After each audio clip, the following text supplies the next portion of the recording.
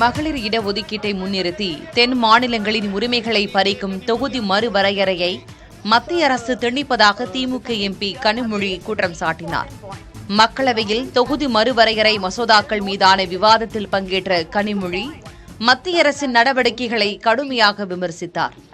மக்களவை இடங்களை 850ஆக உயர்த்தினால் உறுப்பினர்கள் பேச வாய்ப்பு கிடைக்காது என்றும், தொகுதி மறுவரையறை மக்கள் தொகையை கட்டுப்படுத்திய தென் மாநிலங்களுக்கு இழைக்கப்படும் அநீதி என்றும் அவர் குறிப்பிட்டார்.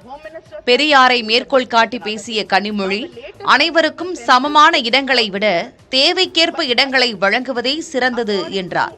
தென் மாநிலங்களின் ஒப்புதல் இல்லாமலேயே தன்னிச்சையாக அரசமைப்பு திருத்தங்களை மேற்கொள்ள இந்த தொகுதி மறுவரையறை வழிவகுக்கும் என்றும், இது கூட்டாட்சி தத்துவத்துக்கு எதிரானது என்றும் கனிமொழி கூறினார். இந்த மசோதாவை கொண்டு வருவதற்கு முன்பு பிரதமர் ஏன் அனைத்து கட்சி கூட்டத்தை கூட்டி ஆலோசனை நடத்தவில்லை என்றும் அவர் கேள்வி எழுப்பினார்.